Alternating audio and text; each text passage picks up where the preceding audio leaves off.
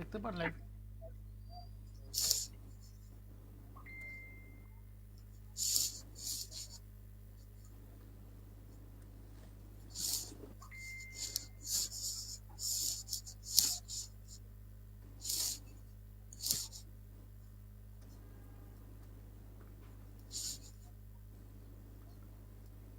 Hmm. Let me just share it. Okay, live has already started.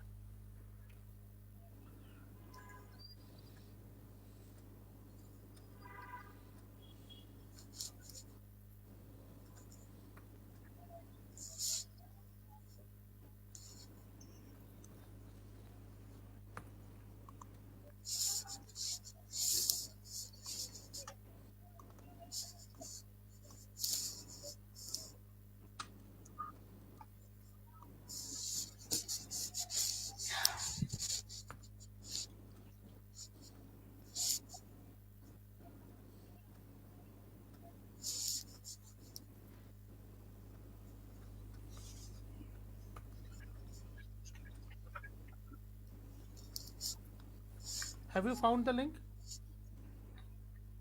Yes, I'm seeing we're already live on Facebook. Yeah, I have shared the link in my Facebook, so you can share it from there if you want. Okay. I've shared the link in my profile. All right.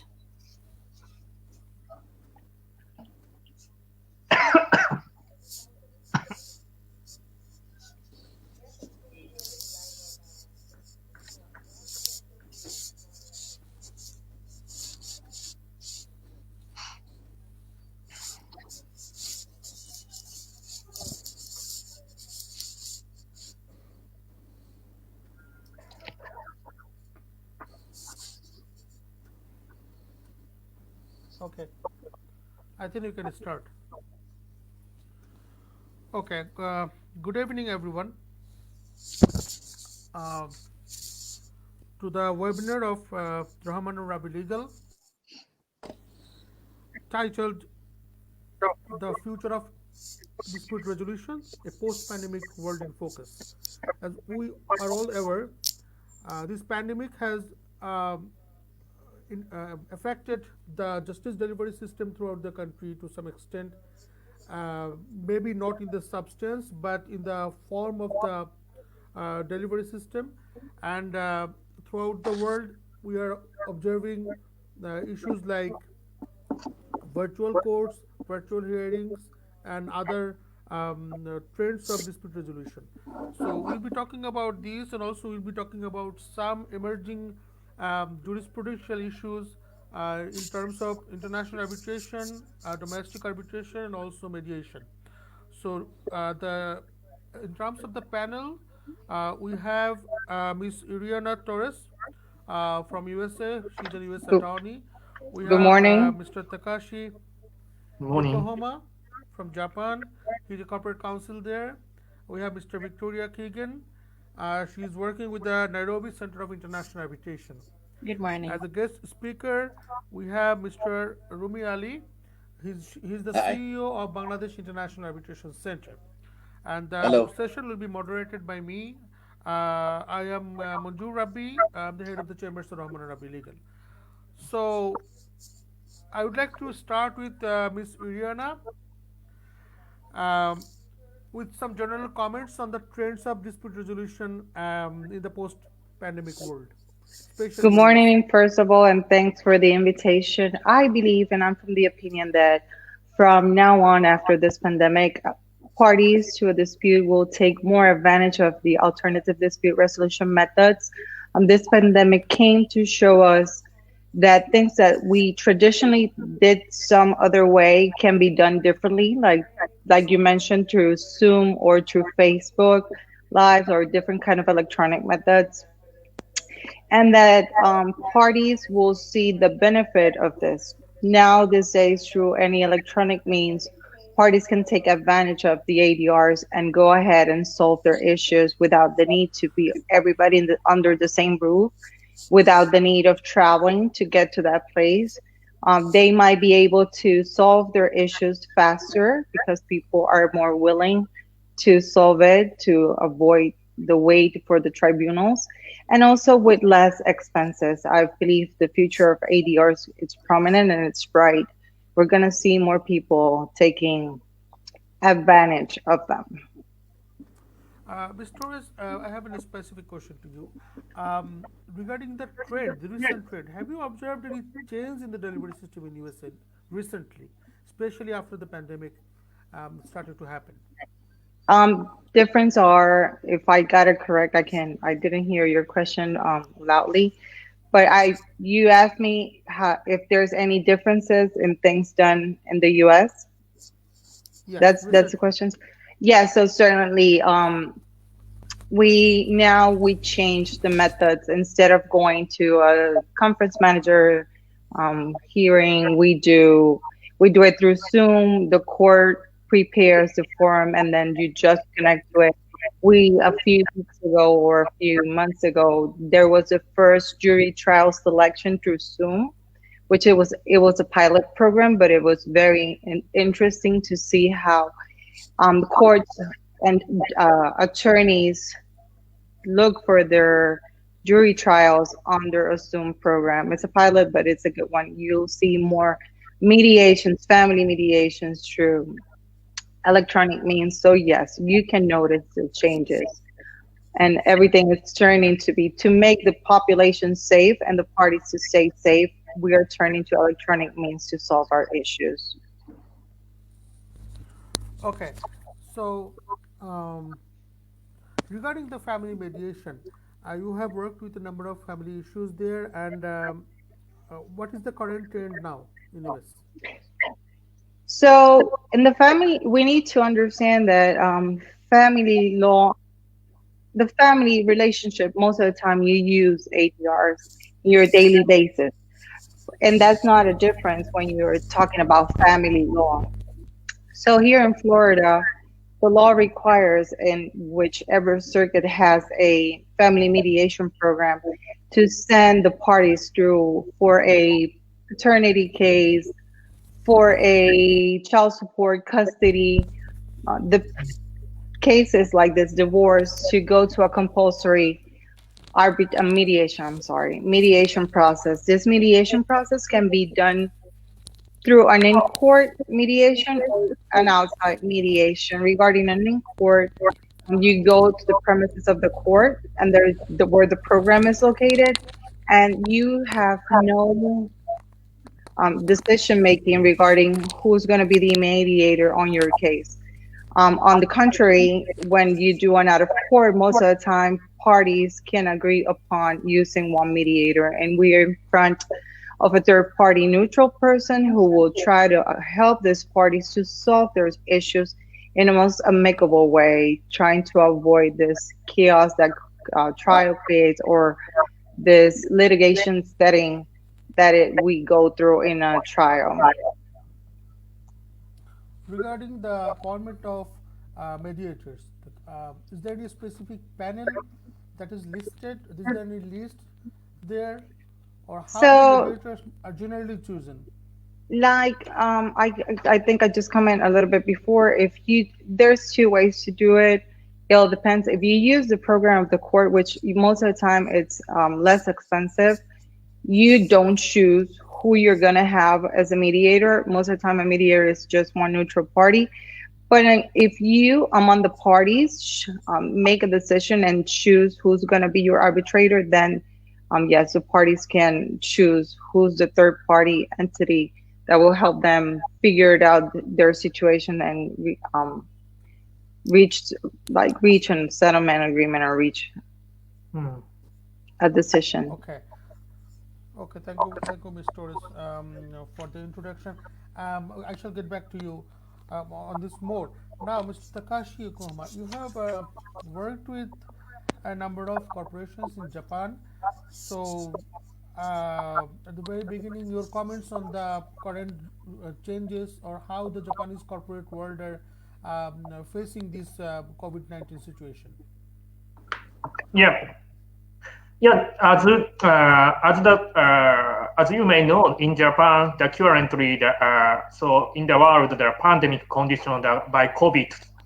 So it is the same condition as the worldwide. The Japan has adapted to the social distance and corporate as well. So try to avoid the infected the COVID. So now, so in Japan, corporate and Japan's industry has trying to avoid commuting the company and adapting the remote work.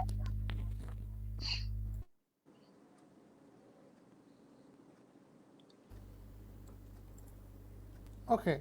As we are aware that a good number of Japanese investments are coming in Bangladesh, and there are reports on that regarding the negotiation of dispute resolution clauses and also general negotiation of contracts. How what is a good approach to proceed with Japanese counterparts? Any tips for you from you? Yep. From my own experience in Japan, so I've practiced that so trade and investment company and pharmaceutical company. So Japanese company generally so takes time to negotiate and adjust the internal procedures so to obtain the corporate authorities the approvals. So if the foreign companies so outside jurisdiction of Japan so negotiate with Japanese companies, so they should pay attention to it takes time so that you may expect and estimate it before negotiation. Probably the so not if you agreed with the counterparties, the person in business department person for some agreement, but probably after that negotiation, the business department person in Japanese companies, so they needed to adjust the corporate legal departments or some risk management department, and they needed to report to their supervisors and the board of directors. So probably it takes much more time rather than their negotiation. So the foreign companies, the person that they should pay attention that takes time with negotiation Japanese companies. And also the if probably Japanese company and also the sorry, Yeah, continue, please. yes, mm-mm, Yeah, please continue. yeah, uh, to negotiation arbitral agreement with the Japanese companies. So probably arbitration clause is very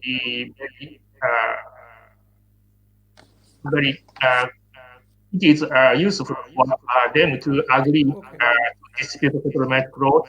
So I would say you should don't use the dispute resolution clause to go to the domestic court. So arbitration like third party forum like Singapore or Hong Kong is much better to use the third party forum. Okay. Uh, Arbitration is a good choice for commercial disputes, but what about mediation? Like, how do you consider the possibility of commercial mediation or financial mediations in Japan? Yeah, mediation is not so much popular in Japan. Probably Japanese people is reluctant to use mediation, but I think that this is a chance to navigate the practitioner of the lawyers to introduce the mediation, international mediation. Probably now becoming the popular outside jurisdiction. Try to introduce arbitration is so so mediation has benefit rather than arbitration. Mediation is mediation plus both interest rather than arbitration. So it is a chance for the practitioner to introduce international mediation if dispute happen between Japanese companies and foreign investors. Like from a counter from, like for example, as a counterpart from Bangladesh, If when I want to negotiate a particular contract with a Japanese counterpart, and in case I want to choose for mediation, what are the issues that I need to consider? Yeah, you should consider the mediation and but probably so Japanese investors generally do not have experience to do mediation. Probably they have heard from before arbitration. Arbitration is much popular, but you can explain mediations because mediation must both parties' interest merit. So it is not, I mean, the winner or loser principle like arbitration. Mediation might be more harmonized Japanese parties to continue both business merits. Okay, Mr. Yokohama, I shall get back to you. Thanks for your comments. Um, we have Ms. Victoria Jeritoki again. She's working with the Nairobi Center of International Arbitration. Ms. Victoria, what's going on in Kenya in this pandemic situation? How are you delivering justice?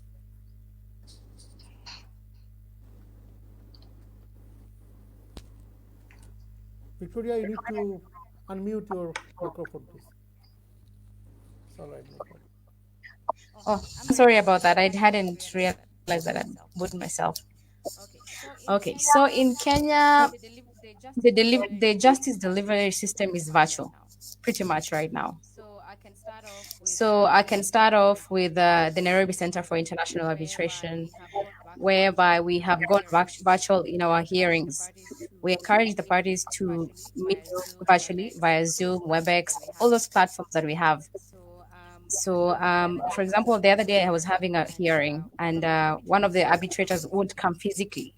We ensure that we're having social distances at our office, but when a party doesn't want to show up, you cannot force them to come during this pandemic. So we had to schedule a Zoom session for him to attend the arbitration. And apart from the Nairobi Center for International Arbitration, we have seen our judicial system actually embrace the virtual system. I think a month or two ago, the judiciary launched its virtual hearing rules, and most of the hearings and litigations are happening virtually. If you could visit the Judiciary of Kenya Facebook page, you will see they usually post once in a while when they have hearings, the hearing sessions, just to show the public that despite the fact that we have the pandemic, justice is still served, and that's the most important thing during this time. And apart from delivery of arbitration and mediation proceedings in our institutions, we have also gone virtual in terms of training. So we have launched our training calendar on mediation and arbitration, and I think we should be having our first session in the coming month. So I think that's the movement right now, and I'm seeing the future being bright on that aspect. Probably it took a lot of time before everyone. Let me just talk about Africa and Kenya. Before people embraced virtual hearings and virtual session and the internet system, and I'm foreseeing that type of success in the future. So that's the position in Kenya. Uh, in terms of the structure of the Nairobi Center of International Arbitration, I'd like to hear more about the case management there. How are you managing arbitration cases, domestic and international, if any? Okay, so let me just give you a brief background of how old the Nairobi Center for International has been. So it was launched in 2013 under the office of the Attorney General of Kenya. So this followed a discussion of with the Asia African Legal Consultative Organization, usually known as ALCO. I don't know. I hope our participants have heard about this institution. So they agreed Nairobi would be the best seat for the next regional center. In Africa, there are three of such so far. So the first one is the Cairo one, the Center for International Arbitration in Egypt. It's called CRCICA, and the other one in Lagos, Nigeria. And then now Nairobi will be the third regional center. So to cater for the whole region of Africa. Now, at the center, our mandate is more like set up as an institutional setup. It's not an ad hoc system. So that means we administer, receive cases, and oversee them through the end, For example, let me just give an example. If we receive a registration for arbitration, we register that case, we initiate the case, we appoint an arbitrator, and once the tribunal is set up, now a case counsel is appointed to that particular case. The case counsel will work with the parties until the arbitration case ends. When it comes to the payment of fees, is it arbitration fees or administrative fees to the Nairobi Center? All these monies are paid to the center. And whenever an arbitrator issues the statement of accounts, this statement of accounts now determine the center's payment. Now it's a kind of a different system whereby you're not paying directly the arbitrator. Now, this has helped parties to embrace the institutionalized system of arbitration, which is quite consistent. It's time efficient. Parties are more trusting, Mm-hmm. and so you find the parties in Africa. Okay, so far so good because this is the first international arbitration center in the country. It takes time for people to acknowledge it. We've had an ad hoc system by other institutions. I can give an example. Chartered Institute of International Arbitrators Kenyan branch. So far so good. We're doing well. We can say that we take about 100 days if all the of the proceedings have been followed through. There's no preliminary objection and all that. We can take about 100 days to solve a dispute. Now that's what parties are looking for. You want to bring your case heard quickly, time saving, cost saving, and that's what we are embracing in this institution. Regarding, thank you, Victoria. Regarding the cost, like, is there any way that you are considering the cost on a pro rata basis? Like, sometimes people are reluctant to go to arbitration centers because of the cost, and for that very reason, some people are choosing for ad hoc arbitrations. So, how do you manage this? Like, is there any way that you are considering the cost on a pro rata basis, on the basis of the demand amount? So not really. We have a schedule of costs in our rules.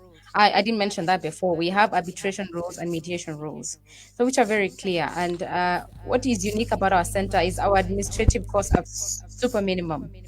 Like I would give an example. If at the end of the day the arbitrator's fees would be like around $10,000, let's say 10,000 USD, you would find the administrative cost paid to the Nairobi Center for International Arbitration would be like about $500 cumulatively. But what we do is we have a payment schedule. Now, for example, in domestic arbitration, a domestic arbitrator can be paid to the maximum amount of $250 an hour. Okay. So you cannot go behind that beyond that. And what determines the amount is the value of the case. We cannot give you $250 an hour, and the case value is about 100,000 USD. At Okay. least that one we can minimize it to probably $150 an hour. So that's possible, like to adjust Yeah. the cost on the basis of the Yes. claim amount. Yeah, Yes. Yes. that's possible. And also, the arbitrators' payment are based on hourly rates. Yeah, they're based on hourly rates. Now for domestic arbitrations. Right. Now for international arbitration, we have a schedule according to the value of the case, which varies now. Uh, that makes it easier so that the arbitrator does not say, oh, well, it's international arbitration. I'm going to take as long as I want because I know I'm going to get more money. So we're going to tell you if the value of the case is between 10,000 and probably 20,000, you're going to pay $5,000. So if you want to take long, you're going to be expending yourself $5,000. So we have those catch areas that we consider. Thank you, Victoria. I shall come back to you. We have with us the Mr. Rumee Ali, the Chief Executive Officer of Bangladesh International Arbitration Center. Mr. Ali, I would like to have some comments, general comments on the current trends of BIAC in this pandemic situation, like how BIAC is functioning currently, and how they are adding up to this situation. Well, thank you, Mr. Rabbi, and thank you for inviting me. I'm in awe over here because all of you are lawyers, and here's someone who has been a banker all his life, and this is the first time I'm. Of course, I've been connected with the legal profession as a banker. I spent a few years in the Central Bank of Bangladesh, I was the deputy governor, and there also I had to do regulations. So I had a bit of understanding of the law. And of course, I did give an exam very many years ago in the mid 70s, the English Institute of Bankers exam, which we had to go through to become to join the bank, which had a paper of law.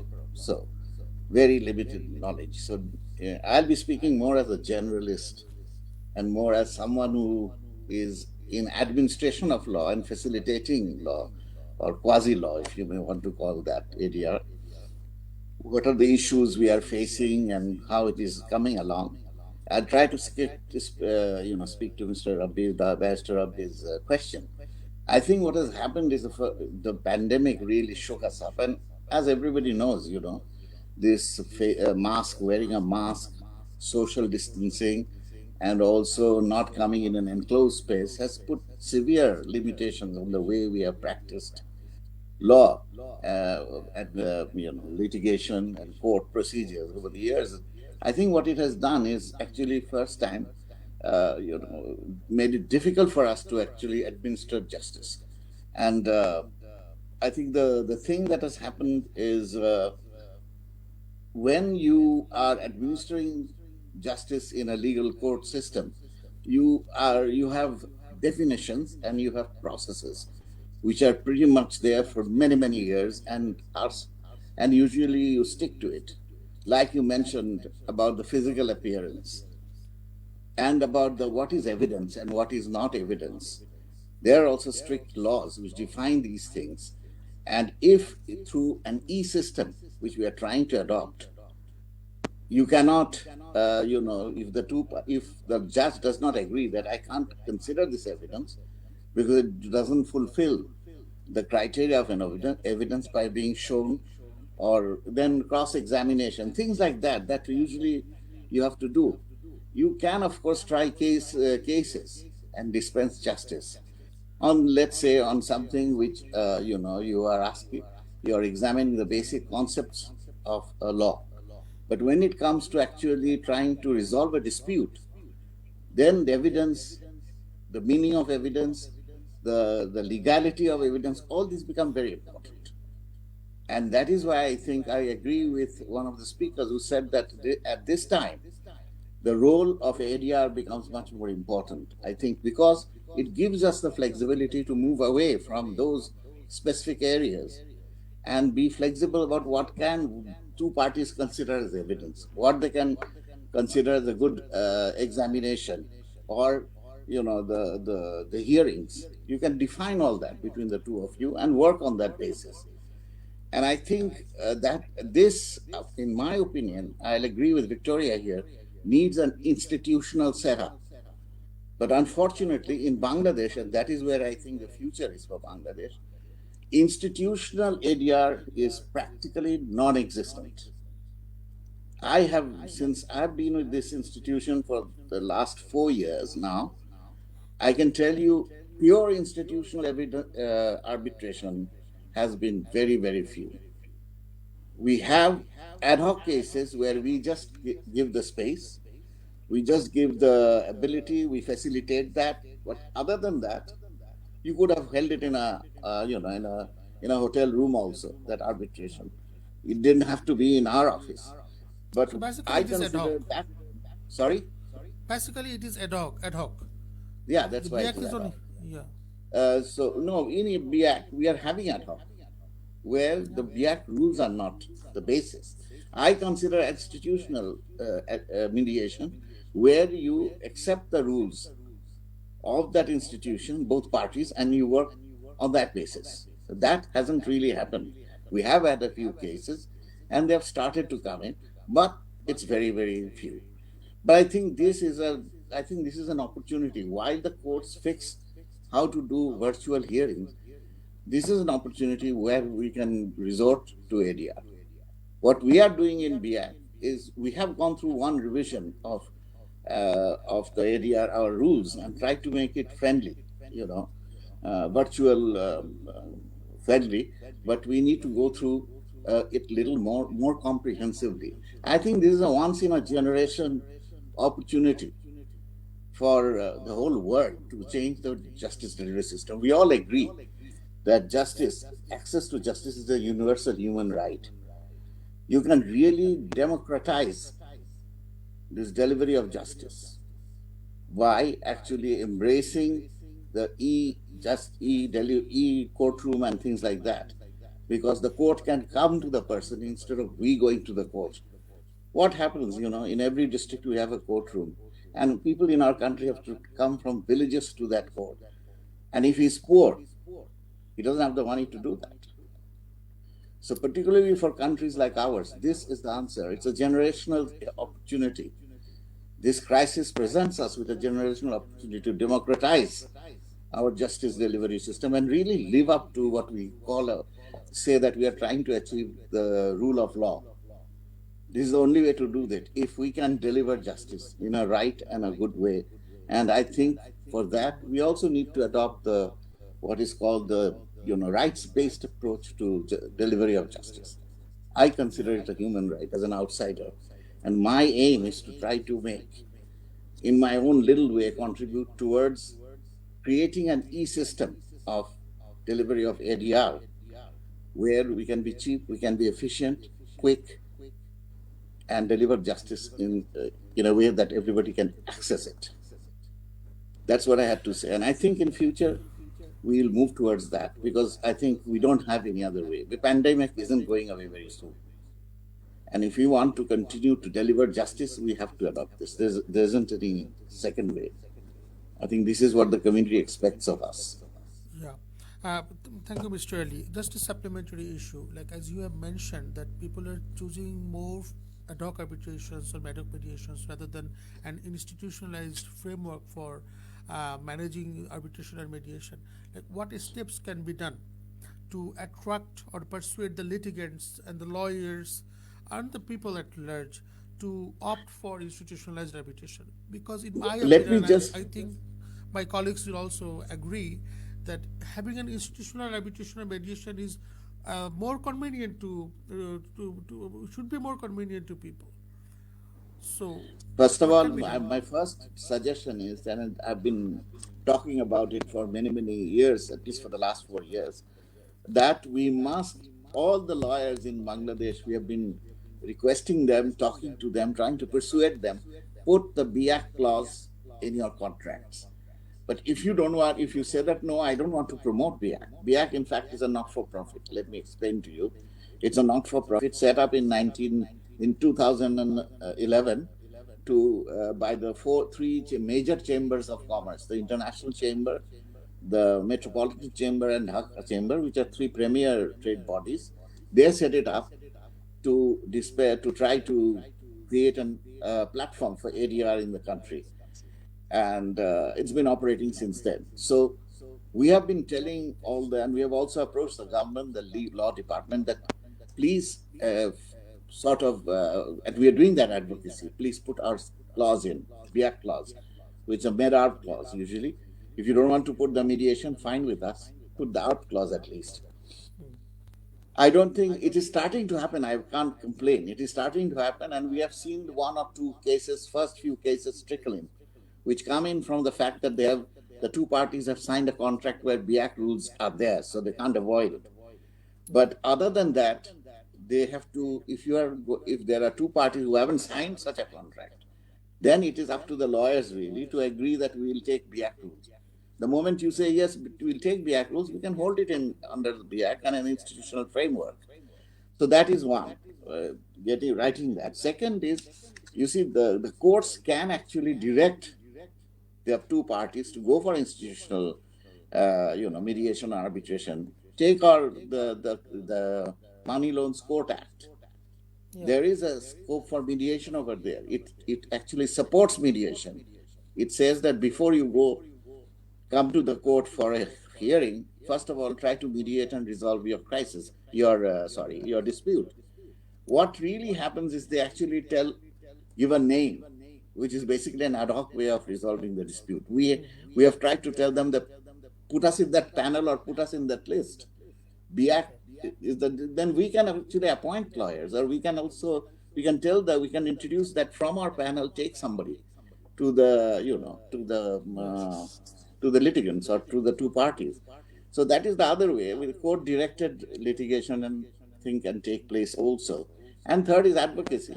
We just try to talk to lawyers. We are also talking to students, for example. We go. I have personally been to at least 3 or 4 universities and spoken to the law students. So catching them early so that they, when they come out, they actually talk about us or put it in. So we have been trying to do that. But I think there is no other way. We have to go through these routes if we want to popularize, institutional area. And I think, one of the big things I feel a deficiency of ad hoc is there are no, where do you record them? Where is the central record? A lot of people ask us, how much of ADR is used in Bangladesh? How many cases per year are done in Bangladesh? We can't answer that question because it's happening all over the country and we don't know where. There is no record. Yeah. If 1 or 2 or 3 institutions do it, then you'll have a record. There you can find out what happened in which arbitration or which mediation also. Although they are confidential, nevertheless we can give the statistics. We'll know which way it's going.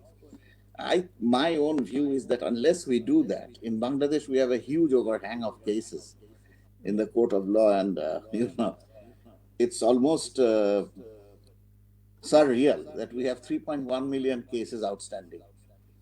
And there is a saying by a lawyer, by a chief justice, who said that if we start taking new cases and start doing the cases from now on, we cannot finish at this rate in 100 years.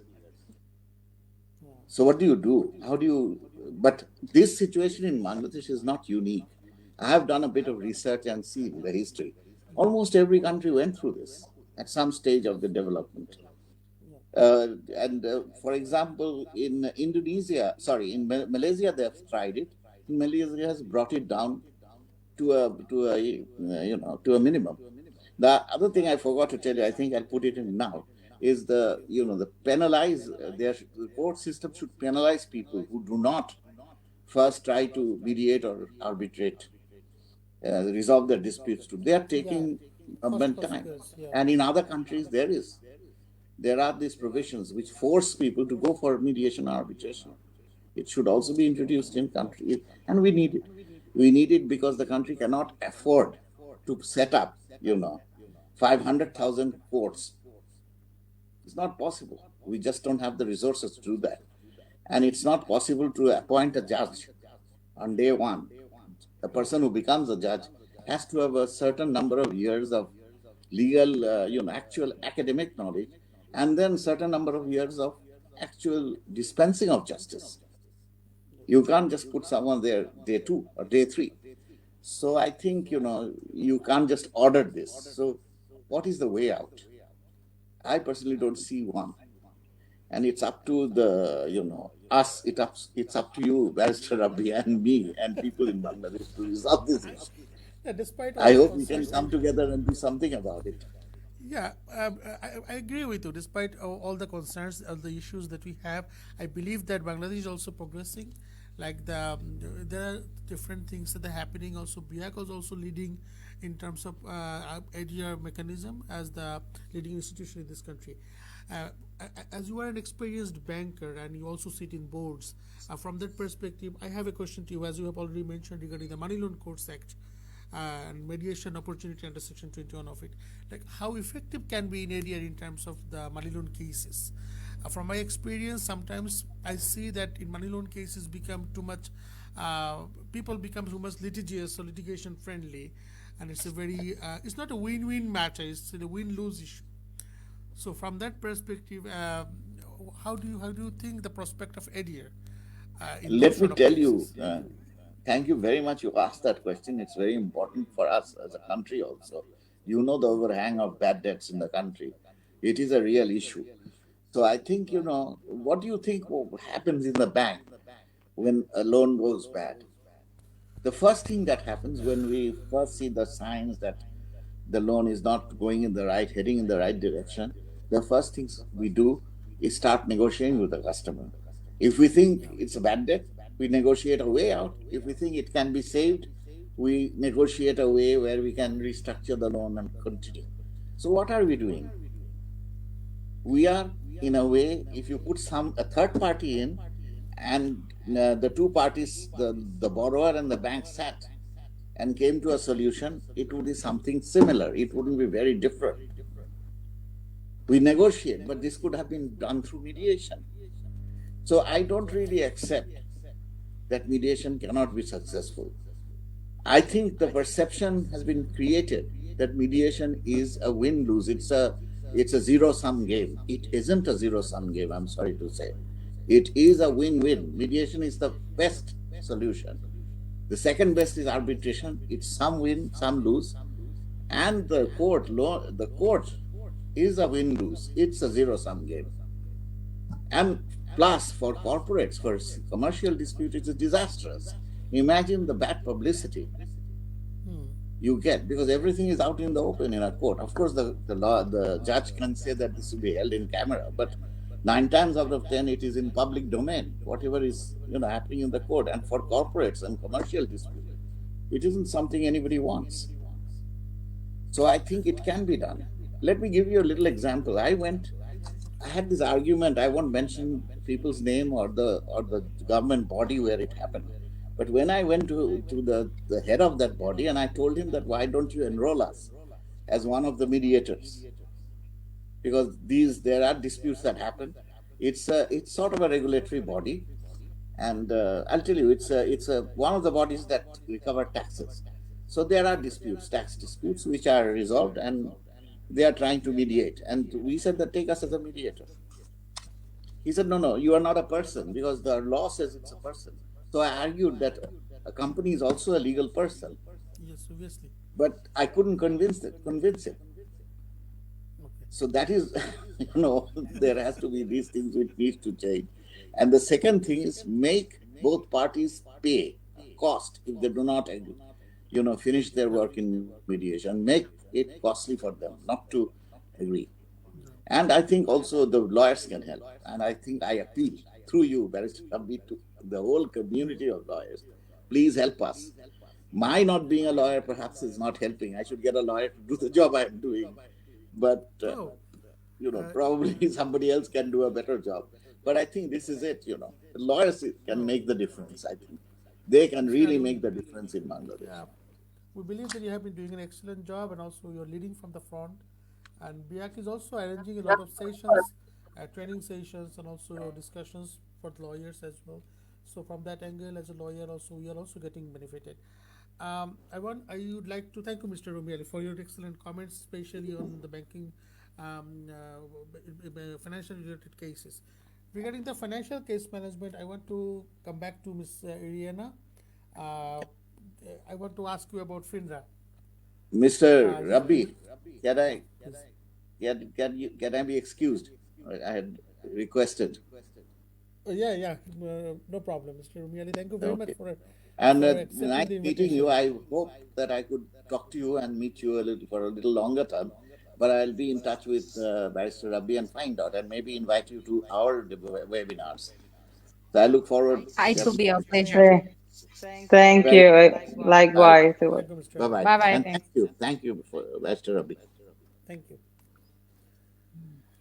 Ms. Uriana, I'd like you to comment on the dispute resolution mechanism of FINRA, Financial Industry Regulation Authority, because as Rumee has already mentioned some financial dispute resolution issues, I want to hear from you more about this.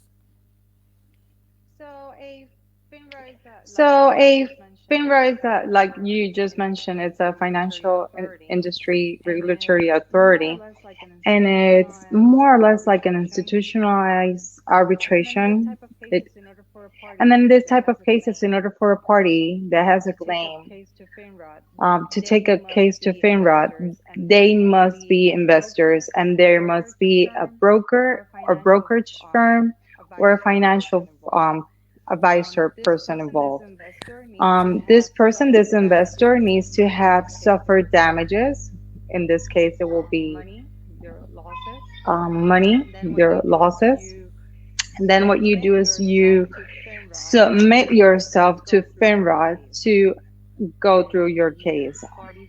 the parties needs to sign a document, submitted themselves to FINRA, and the parties adapt FINRA rules. We have, in this case, they are not allowed to choose specific arbitrators or the arbitrator. It depends on the amount of the case. It will be just one arbitrator or a panel of three arbitrators. What the parties are allowed to do is they give us a list, and then you go ahead and you choose you go and research this type of these arbitrators, and then you make your selection of a in order that you will want them to get who you will want to get. Both parties do that, but it's just FINRA who decides whether you get as an arbitrators or as a panel. After that, you go to a pre-conference management hearing, and then you set up your probably dates and the place that you're going to be going to for your arbitration. And like I mentioned before, the parties submit their SEMs to the FINRA rules, so they'll follow the FINRA deadlines to submit the documents and submit the evidence. Most of the time, cases can start in an arbitration proceeding in FINRA, but then necessarily they don't finish in an arbitration hearing. They might be go to a mediation process, change their focus and go to a mediation process, or negotiate their cases. So FINRA is a very big. It's not an agency; it's a corporation. So you can go ahead and start a process through an arbitration, but then you can mediate your case. The parties can decide to mediate it. And this settlement and the mediation will be the finalization of their case. The same thing if you negotiate and you reach in a settlement, that will Okay. finish So, your in case. case a party fails to agree with the mediation and decides to go to the court, is there any cost consequence, as Mr. Rumeli was mentioning? Uh, is Can there you any say that cost again? consequence for I going to didn't the hear you court, well. like negating the mediation process, or the possibility of mediation and going to the court and losing the case ultimately? FINRA,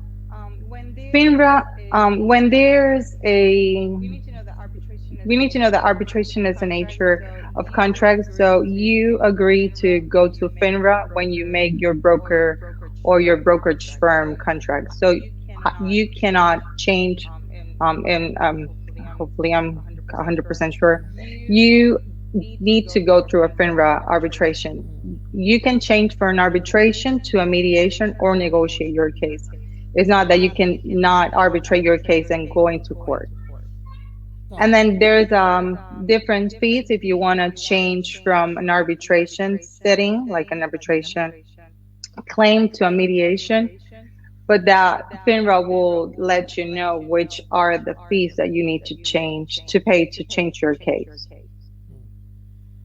If So, you negotiate your case, then you don't have any fees to pay because you are not changing the method from an arbitration to a mediation. in case someone doesn't like the award, is there any possibility of filing appeal, any procedure for appeal, um, or challenging the award before the court? Is So it I possible? haven't, in that case, I need to, I'm sorry, but I might need to look into it. But I think like most of the arbitrations are final and binding. So I haven't been in a position that I've heard from nobody to appeal their case after receiving an award for an infringement case. Okay.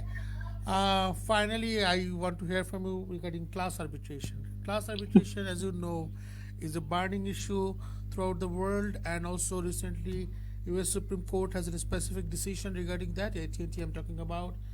Justice Scalia was the author judge there, and I think a window has just opened for class arbitration. From a jurisprudential perspective, as a theory, what do you think? Like, do you support the class arbitrations or not? So The Supreme Court of the United States just pronounced themselves recently, less like around a year ago, and it was very specific saying that the FAA cannot compel parties to an arbitration or to a class arbitration if the parties hasn't agreed prior in their contract to do so. So I'm kind of conflicted in this case because I believe some a class arbitration can fulfill the needs of many people who have small claims that are have lack of knowledge of what an arbitration is, and it will be very helpful for them to be able to take their case with many other people in their same positions.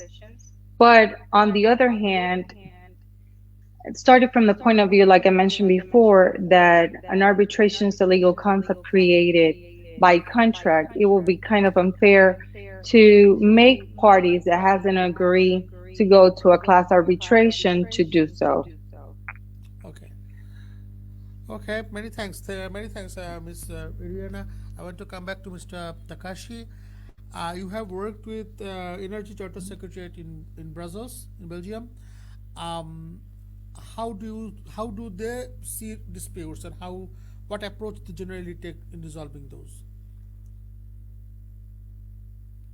Takashi, you need to unmute your you need to unmute your microphone. Thanks. Thank you, thank Thank you. you so much, Monzu. Can you hear my voice? Yeah, yeah, Okay. we can hear you.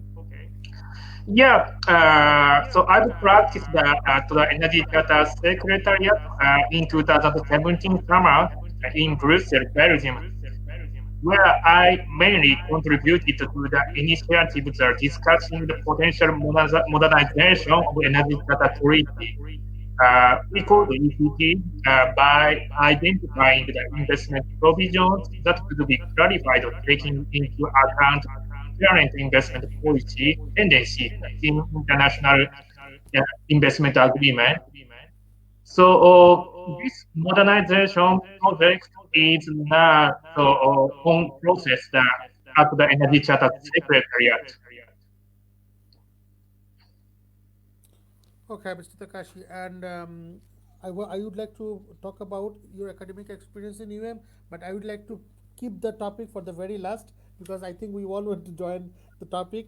For the viewers and listeners listening to us, the panelists here, and also me, we are all classmates in the University of Miami, and I have requested them to join the session with me, and I would like to thank on behalf of my chambers, my colleagues here, my partners and associates, to accept the invitation and join this session. I would like to come back to the Victoria regarding third party enforcement. This is an issue because there is a different case. What do you think about third party enforcement?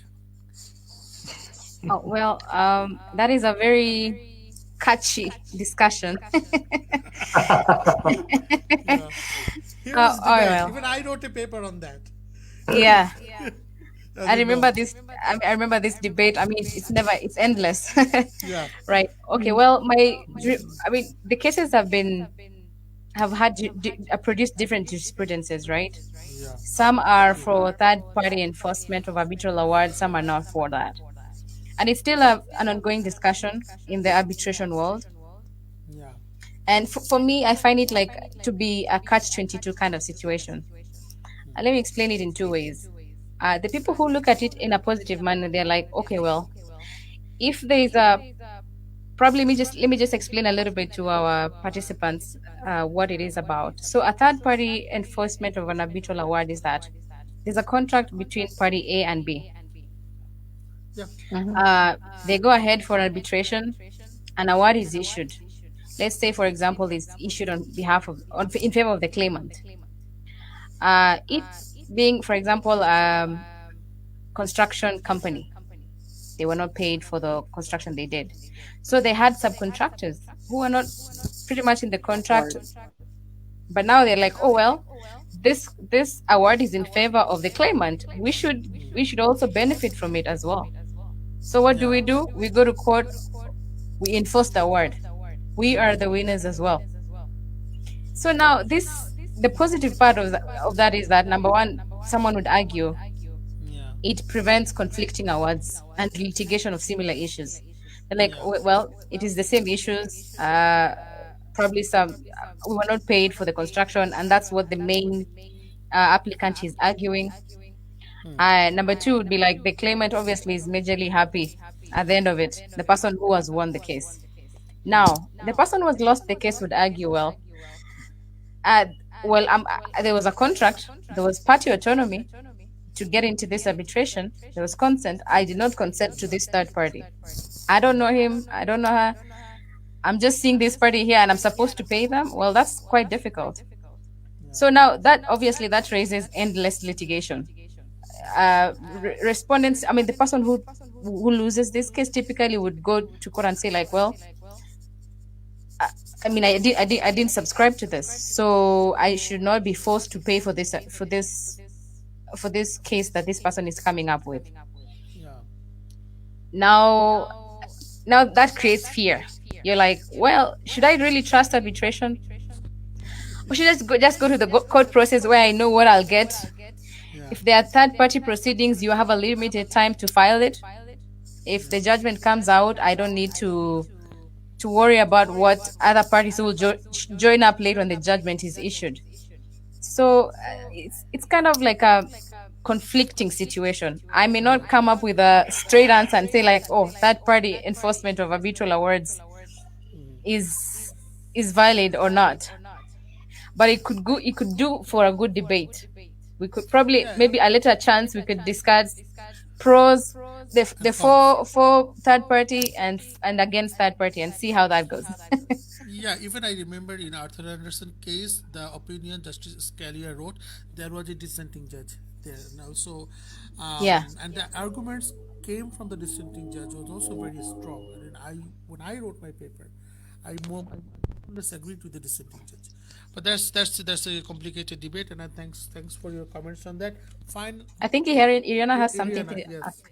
Yeah, I'm sorry to interrupt. Going back to, I just remember, I think I didn't get your question regarding FINRA and the appeal. FINRA doesn't have an appeal process. okay, I think that was your question. So if you're asking me if FINRA has an appeal internal process for people to go ahead and appeal their awards, no, there is none. But that doesn't take for a party in certain situations to go ahead and through law go to court and try to appeal the award rendered by the arbitrations of FINRA. okay. I'm Thank sorry you. that I just needed to go back because I think I didn't answer your question properly It's because all I right, no didn't. problem. Thank you very much for your additional comments. Victoria, the last comment, I want some one from you regarding the ad hoc institutional debate that came from Rumee as well. So Yeah. how are you facing it as an administrator as well? Well, as an administrator, unfortunately, at this time, I may have to be biased and support institutional Yeah, because of the experience I've had so far. So good, right? yeah, And apart from the personal bias, I've also had conversation with practitioners in Kenya, yeah, and most of them are saying, "Well, ad hoc, yes, looks flexible, yes." I mean, it's you don't have like a system. You appoint an arbitrator. The ad hoc institution appoints an arbitrator for you, and then you go and plan with the parties how you're paying the arbitration fees. I mean, according to the general guidelines, for example.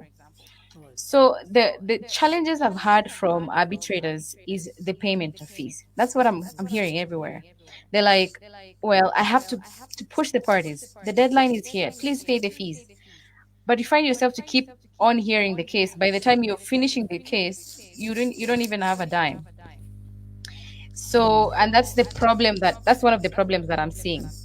Well, in institutional level, like for example, at the Nairobi Center for International Arbitration, you cannot start a case without paying a deposit, and that's what we follow up with the parties. The arbitration has to stop, and if you need justice, your contract says the arbitration will be had at the Nairobi Center for International Arbitration. Then you want to save your client's time and money. You'll have to find yourself a way to pay the money. So far, so good. The cases we've had, we've not had challenges with parties deciding not to pay. And most of the time, if the respondent doesn't pay, the claimant pays the whole sum, and eventually, most of the time, if the respondent loses, then they have to pay the arbitral award costs, and this will be deducted from what the claimant had paid. So that is one system. Now, when a case is brought to us at the NCIA at the Nairobi Center, we appoint a case counsel. I think that's the system that I'm finding to be very efficient. And all the communications that happen between the parties and the arbitrators are through the center. So if you're filing your request for arbitration, and if you want a 3-panel member, you file it in quadruplicate. A copy for the center and a copy for the arbitrators. If it's for one, it's a sole arbitrator, you file it in a duplicate. 1 copy for the center and 1 copy for the arbitrator. So everything is filed like that, according to what I've just explained. And then now a case counsel is appointed to follow up with the case. We follow up on the timelines. We follow up on the parties. You make sure that parties are not delaying in submitting their statement of case, statement of defense, any preliminary objections. And since NCIA has very good hearing facilities, we usually encourage parties to have it here before the pandemic, that is. And even now, we can still have it here because we have good social distancing guidelines. Okay. So actually, sorry for the even during No, this it is fine. pandemic, even during this pandemic, like you can have physical hearing in your center, maintaining all Yeah, the we regulations. yeah we can. Actually, we had it on Tuesday. One of them, Okay. but it was semi-physical, virtual. It was a panel of 3, so one of the arbitrators attended virtually. So that's just an example of the situation we have on the ground. So let's hope that people embrace the institutional system. And for us, we find it to be quite cheap in terms of administrative costs for the parties. We don't really require a lot of money because we are supporting the parties. We want the parties to get justice. We want at the end of the day, the parties say, we had a seamless arbitration or mediation or whatever kind of ADR system you're following up with. Okay, thank you, Victoria. I think we are approaching towards the end of this webinar. I would like to conclude with the final issue, our academic experience in University of Miami as a dispute resolution, and the floor is open to all of you. I would like to start with Takashi.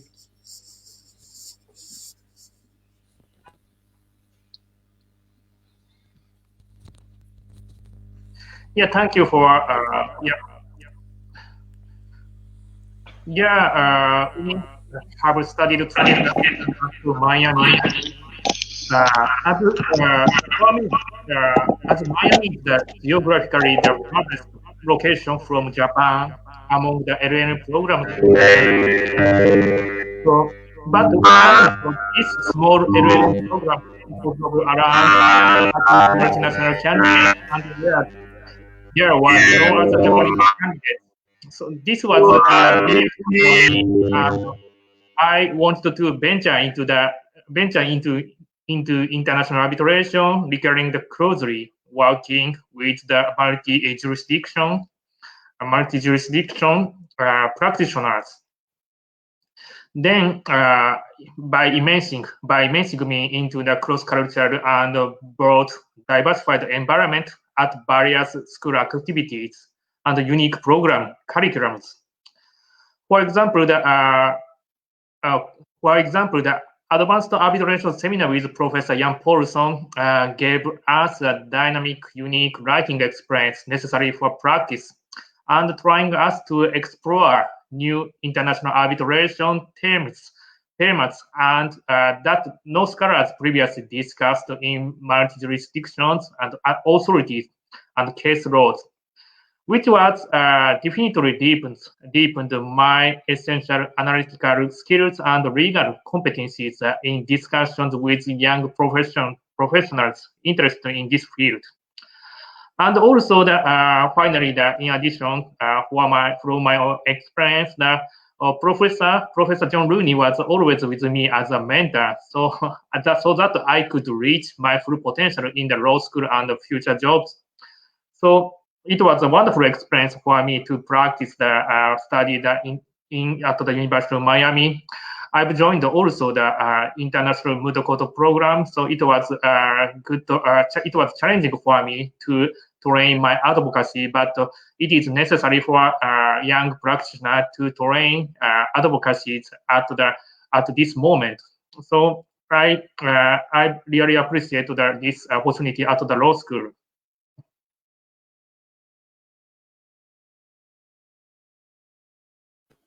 Manzuri, you're on mute. Sorry. I believe that amongst the listeners and viewers today, there are a number of students, they are aspiring lawyers who are looking forward to developing a career in the area of dispute resolution and arbitration. Uh, so I'd like sorry for the interruption. I'd like to come back to Victoria.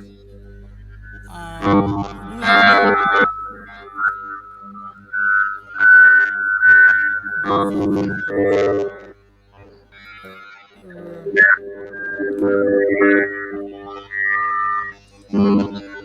There is a I'm not quite sure what it is.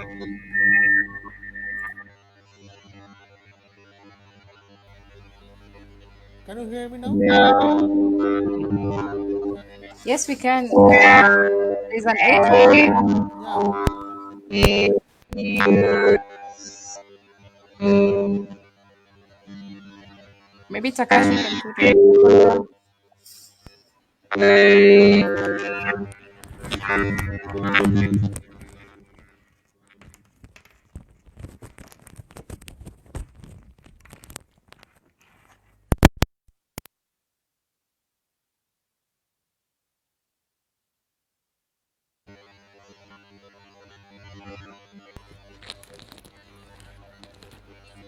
Can you hear me now?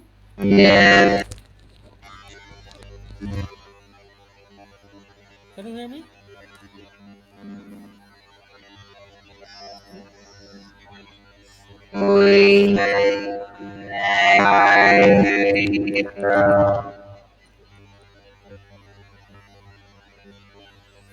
Should we come back again or No, it's fine. What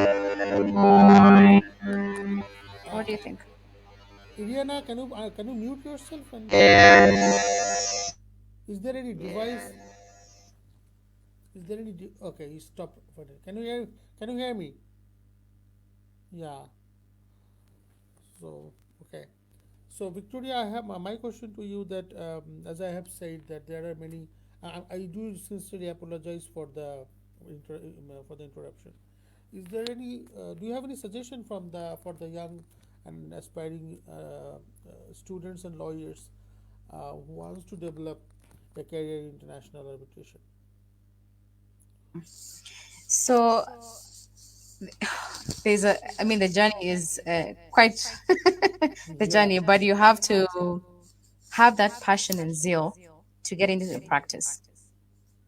Now, let me just give an example of my story. Now, I was the first LLM student to be admitted to the University of Miami LLM program from sub-Saharan Africa, and that this is in 2016. Yeah. So that means you cannot say that you will quit just at this time.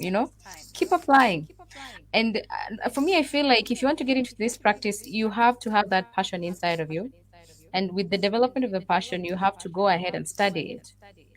If it is an LLM program, look for these schools that offer these programs, like University of Miami School of Law. We have Queen Mary London. We have a lot of universities in Switzerland. Okay, in Switzerland, in several parts of the United States. Now, apart from doing the LLM, you also have to join these mentorship programs. Like, for example, I joined the Young ICA mentorship program. It's easy to register. You just go to the Yanglika website, you register for the membership, and you wait for the program to open. And in this program, you're linked with international arbitration practitioners who will guide you, mentor you through the year. And that is a very big platform for you to learn about the arbitration practice, to also try out on writing programs. And that's not the only one. There's also international. It's called ITA. I don't remember the full name, but I think it's international, transnational something. It also mentors young arbitrators. It's a just join the program, and I think the application is open now, and it ends in on 15th of August.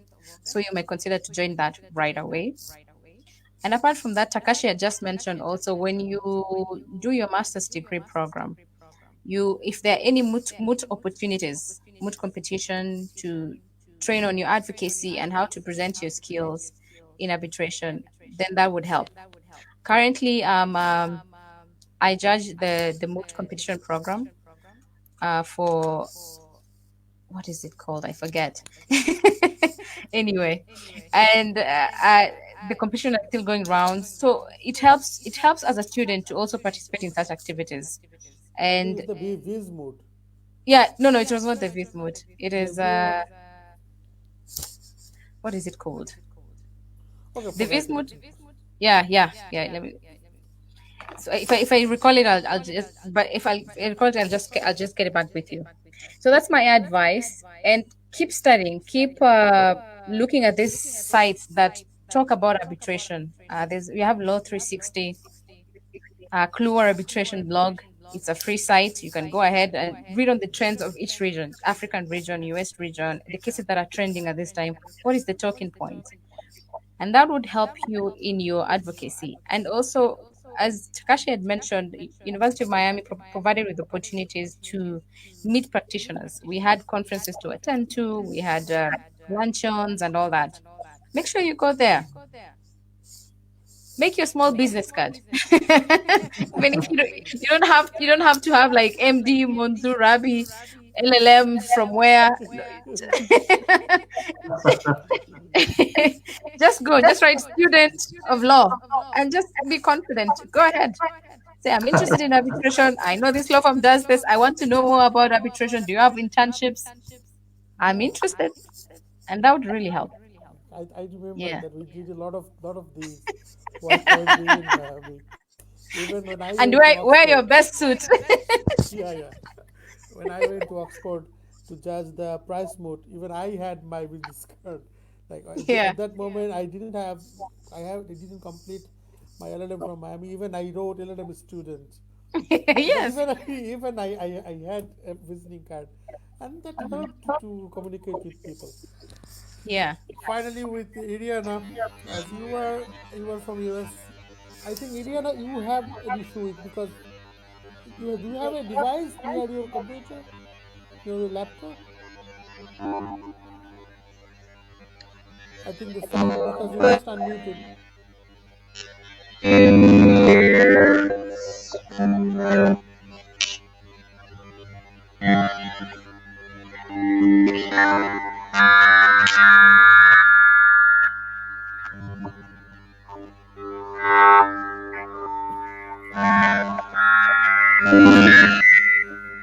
Can you guys hear me or is it still?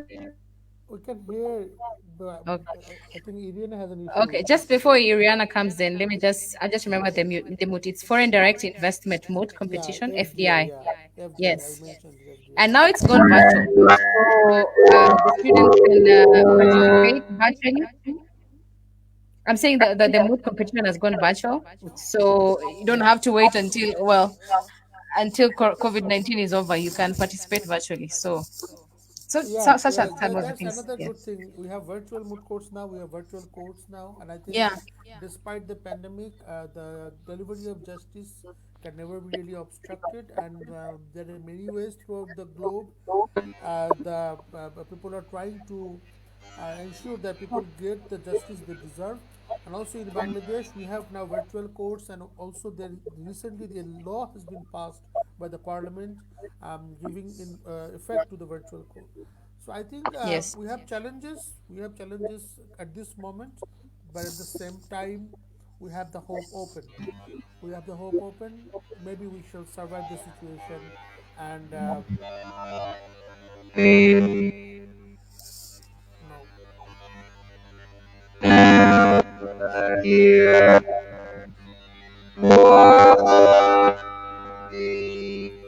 Can you please repeat it, Iriana? Can you can you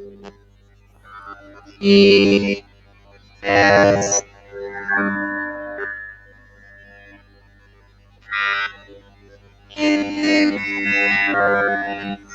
We cannot listen to you. Yeah, stopped. I think there's a technical issue. With this note,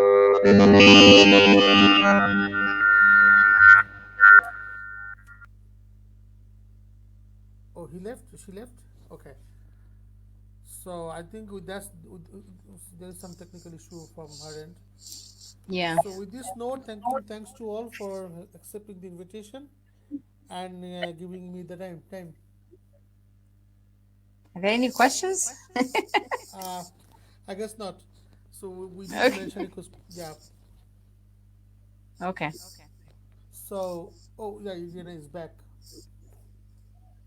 Can you hear me better now? Yeah, Yeah. it's all better So now. what was your question for me?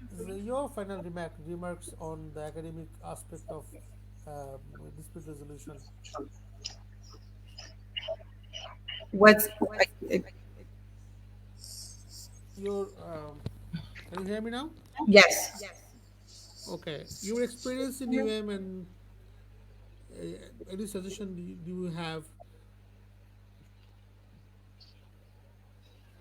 Regarding the alternative dispute resolution methods, I lost part of the conversation, so I'm sorry.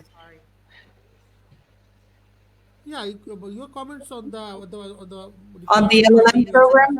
Yes, that's what Oh, I'm saying sorry. generally. So, like my rest of my colleagues, I believe the let me lower my volume to see if that's a problem. Did it solve it? So, like rest of my colleagues, I believe are my experience as an LLM student at the University of Miami was enrichment. That's the word. Participating in classes with John Rooney, Luis Onathen, Jan Paulson. I think everybody, when we mention Rooney, we all smile, and that says a lot about Professor Rooney. Miss Sandra, many of them were amazing professors, but I think for me, it was like to round up my knowledge in ADRs. I was already an attorney by the time I was there, and I love ADRs. For me, there's the future of solving claims in this country and in many countries. So the arbitration for me, like Victoria was the first one to be accepted from her country, for me was to round up my knowledge. And I appreciate most of the time, most of the knowledge that I acquired. But to be quite honest with you, the most that I treasure about my LLM programs are you guys. Being capable of keep in connection with you guys. We had an amazing time. We learned, but we enjoy ourselves and we learn from each other. Um, and that's enrichment for me. That's very important. So I will tell the students or the attorneys that are looking for a program to give it a shot, to go to this LLM, to invest themselves in it, to get to know your colleagues, your classmates, your professors, the university, to take advantage of the environment of it. To learn, and decide whether you want to pursue a career as an arbitrator or, like Victoria announced, administrative, the administrative area, or you that are like litigating, or me that I'm doing domestic things most of the time. But take advantage of the opportunity the University of Miami LLM program gives to you and grow as a person, grow as a profession, and grow as a friend. to your classmates. That's what has us here today. And that's what, like I mentioned before, I treasure most, you guys. Okay. Oh, So with thank that you, note, Rihanna. thank you, Viviana, and thank you very much to all of you for accepting my invitation and giving your precious time to the event. And hopefully, I will see you again. Mansoor, if I could add something on Iriana's point. Yeah, please. Just one more thing. I just, for me, I enjoyed the system at the University of Miami. They kind of the director Sandra and Eileen kind of held your hands throughout the program, and when they saw opportunities that would fit you, they would let you know. And all these professors, Jan Paulson, Marike Paulson, Professor Rooney, they were very welcoming. For me, I didn't have that experience in my undergrad. I mean, you had to have like appointments in my undergrad for you to meet professors. But here you just walk in and just Treasurable. meet your professors, get advice, free advice on career opportunities. Oh, and another thing, the LLM program also offers career. They have a career. What was it called, Muzur? Career Center. The Career career Center center. advice. Yeah. Yeah, they help you draft your resume. If there are any job opportunities, you're able to go for that. Those are some of the things I never had in my undergrad. So those are some of the things I appreciate, and I think that those are very great opportunities. Thank you very much. Thank you, Victoria. I was just going to mention about Sandra and Eileen, and also all the directions that we have that we received from them. So thank you very much to all of you. And with that note, we're gonna end the webinar, and hopefully I will meet you again, maybe at any corner of the world. Yeah. Yeah. Okay. Okay. All Thank you right. very much. Thank you. Bye. Thank you so much for coming. Bye. Yes. Thank you. Have a nice day. Cheers. Bye. Bye.